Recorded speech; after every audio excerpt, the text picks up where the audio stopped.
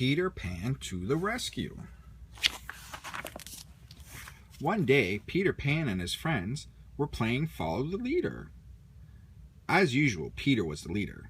Tinker Bell, the Lost Boys, and John, Michael, and Wendy Darling were following him around Neverland.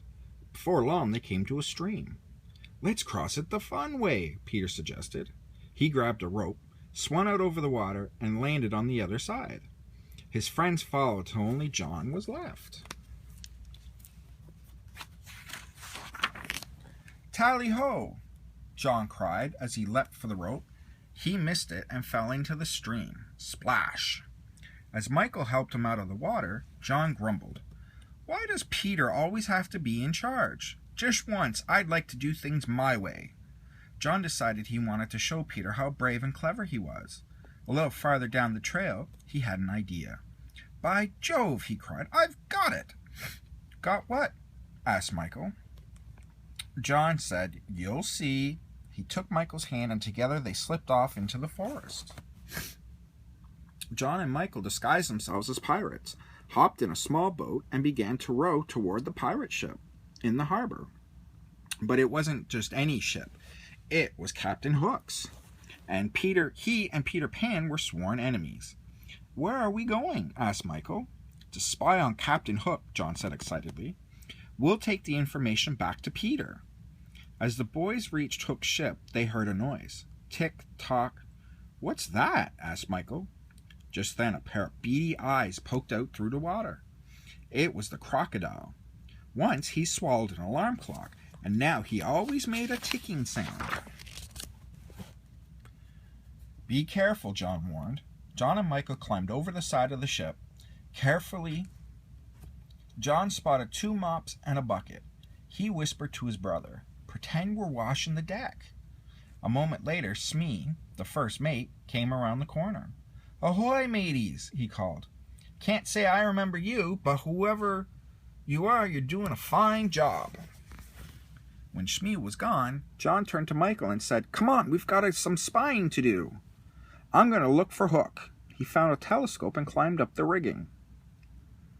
Smee walked by again. "Do you see anything?" he asked. A storm, actually," John blurted out. "I should tell the captain," Smee replied. He hurried off.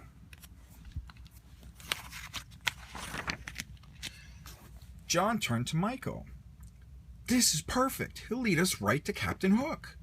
They followed Smee at a safe distance and saw him enter a cabin.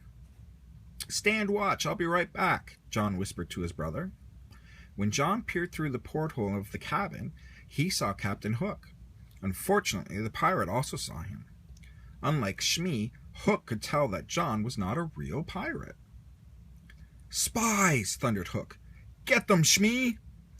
"We're doomed!" Michael cried. "Not necessarily," said John. The first mate came scuttling out of the cabin. When he saw the boys, he said, "Oh, it's you." "Indeed it is," said John. "We've been checking the safety of the captain's quarters, and I must say that we're shocked. Why, spies could look through that porthole as easily as I did."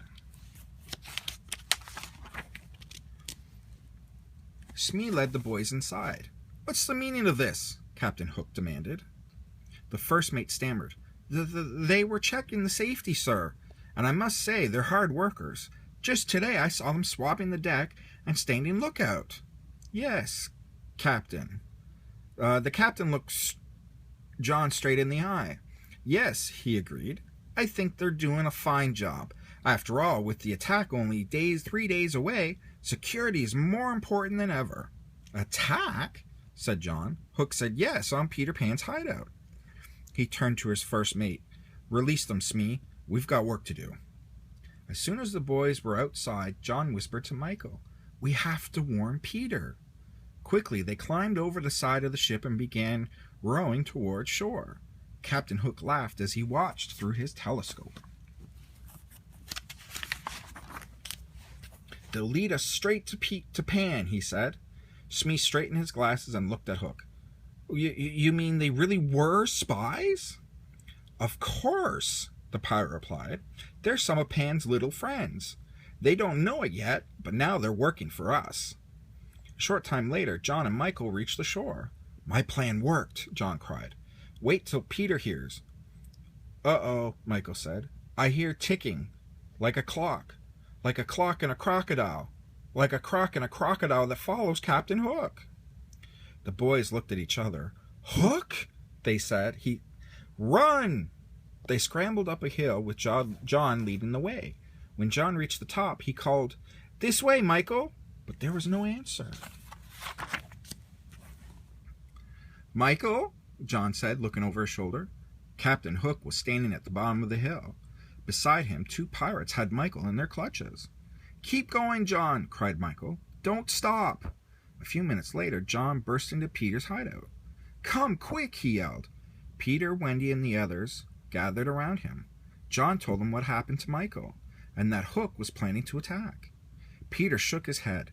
"If Hook knew where I lived, why would he have followed you? I think it was a trick." "He knew Michael and I weren't pirates?" asked John. "Afraid so," Peter said. John groaned.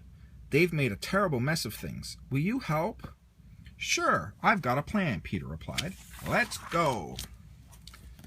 On the pirate ship, Smee tied Michael to a chair, while Hook tried to find out where the secret entrance to Peter's hideout was. Just then they heard a girl's voice say, "Captain Hook." It was Wendy. She was standing on the ship's plank.